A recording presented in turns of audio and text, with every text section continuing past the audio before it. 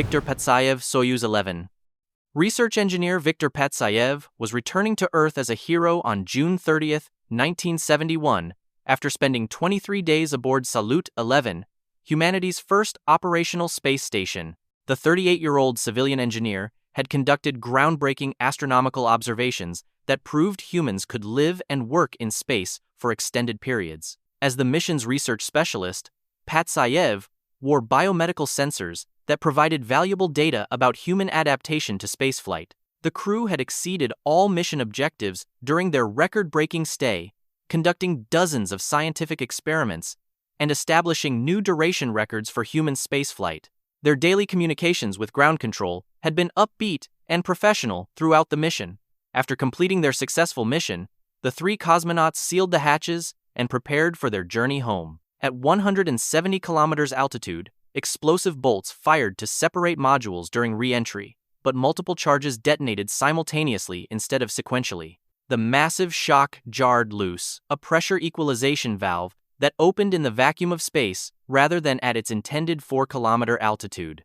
Soyuz 11's cabin atmosphere began venting into the void through the malfunctioning valve. Patsayev was first to notice the rapid pressure drop when his ears began popping. Within seconds, thick fog filled the cabin as water vapor condensed in the dropping pressure. His biomedical sensors recorded his pulse shooting from 64 to over 180 beats per minute as his cardiovascular system went into crisis. The crew had perhaps 15 seconds of useful consciousness before hypoxia would claim them. Desperately, Patsayev and flight engineer Volkov began shutting down equipment to locate the air leak, while Commander Dobrovolsky checked hatch integrity. In the chaos of fog, severe decompression, pain, and approaching unconsciousness, they mistakenly closed the wrong valve. Patsayev's body was later found positioned near the malfunctioning pressure valve, apparently trying to close it as he lost consciousness.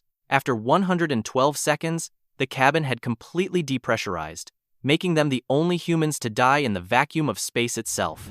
Michael J. Adams, X-15. On November 15, 1967, Air Force Major Michael J. Adams climbed into X-15 at Edwards Air Force Base for his 7th flight in the experimental rocket plane.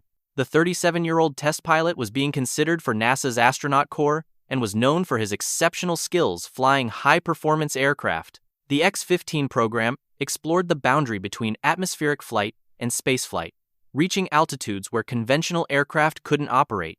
Adams's mission called for reaching 250,000 feet while testing ultraviolet stellar photography equipment and evaluating reaction controls in near-vacuum conditions.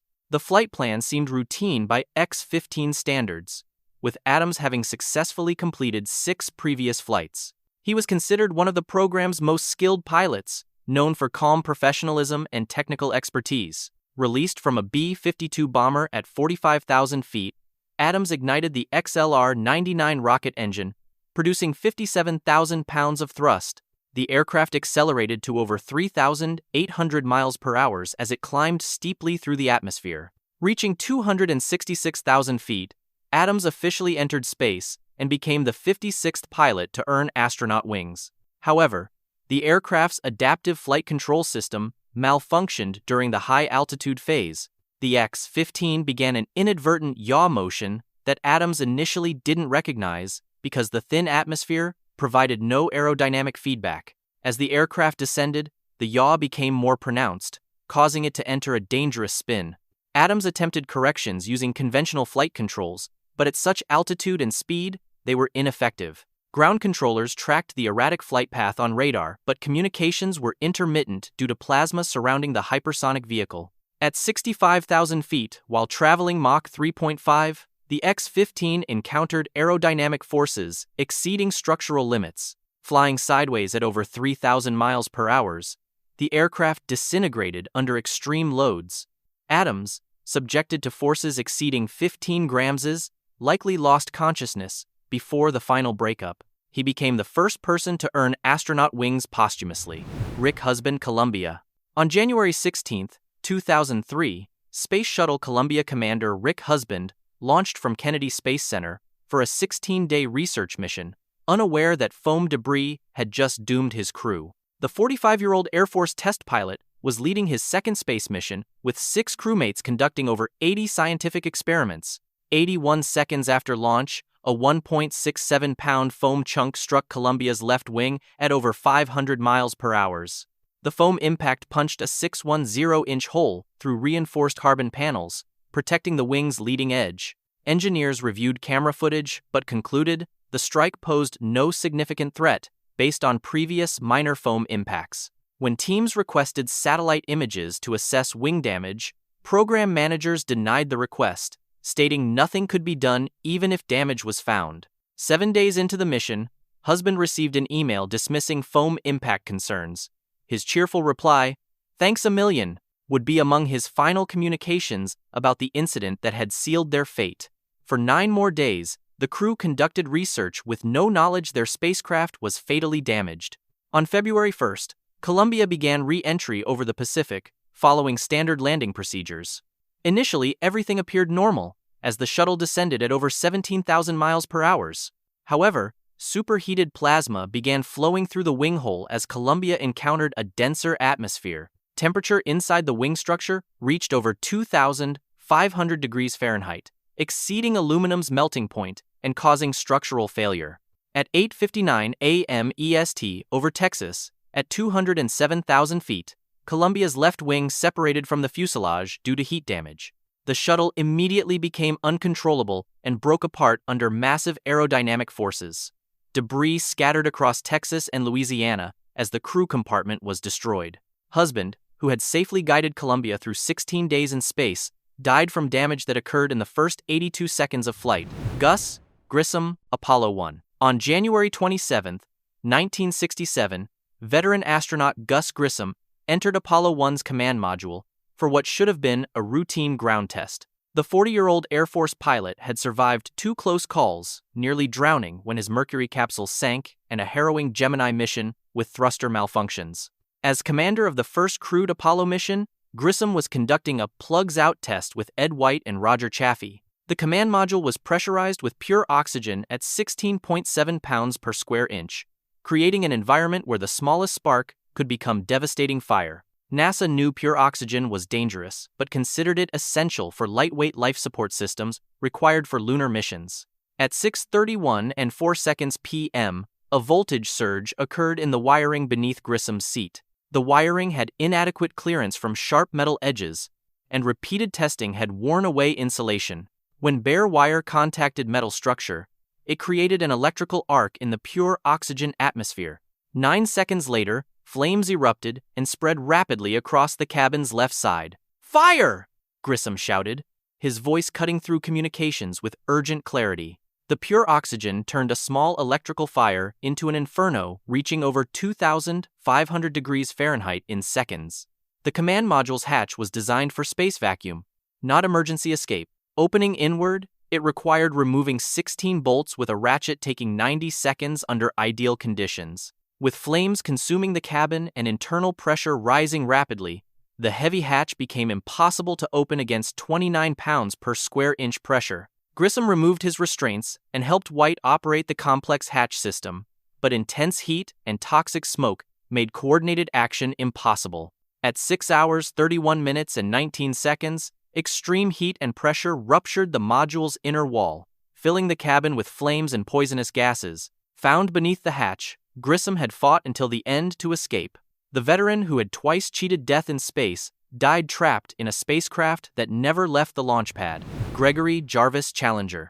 Payload specialist Gregory Jarvis had waited 3 years for his chance to fly in space when he finally strapped into Challenger on January 28, 1986.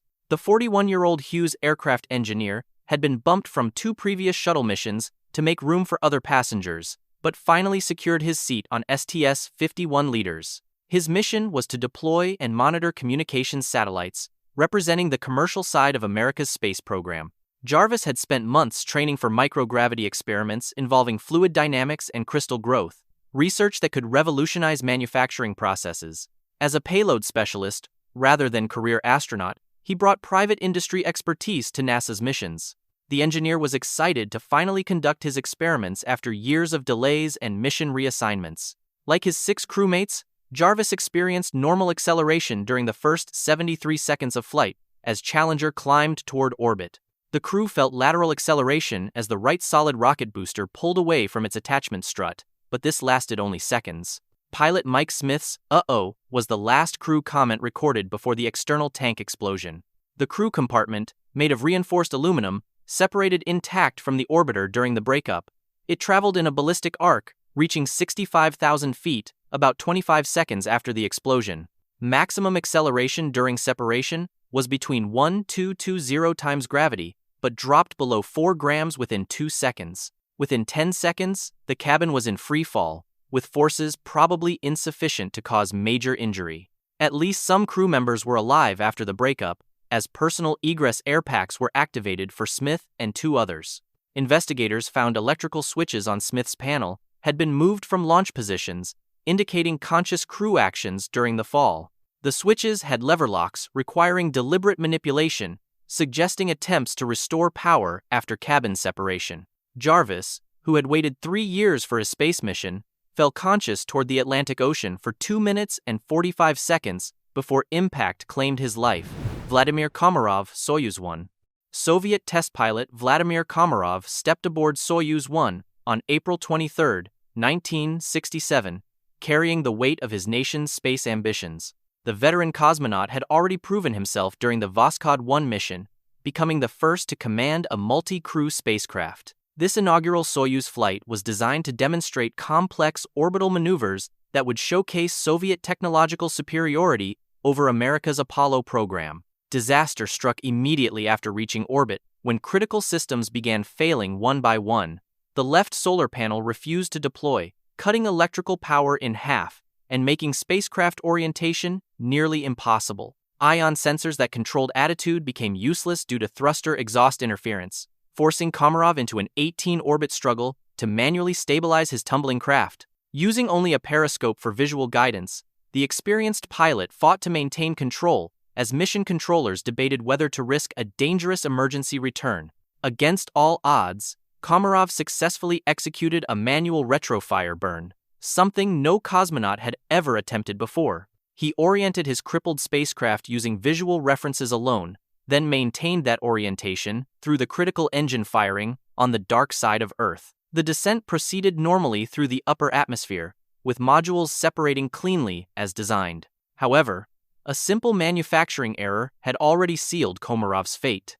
During spacecraft construction, technicians failed to cover the parachute containers while baking the vehicle at high temperature to cure its thermal coating. This oversight deformed the main parachute container, creating internal pressure that would prevent proper deployment. When the drogue chute deployed at the correct altitude, it couldn't extract the main parachute from its warped container. Komarov activated the backup system, but the reserve chute tangled hopelessly with the drogue that had failed to release. With both parachute systems useless, Soyuz 1 plummeted toward a field near Orenburg at 89 miles per hour. The impact flattened the descent module from 2 meters to just 70 centimeters, triggering landing rockets that exploded and engulfed the wreckage in flames. Rescue teams found only charred remains fused with molten metal. A heel bone was the sole recognizable remnant. The skilled pilot, who had mastered an impossible manual landing, died because technicians forgot to place a simple protective cover during manufacturing.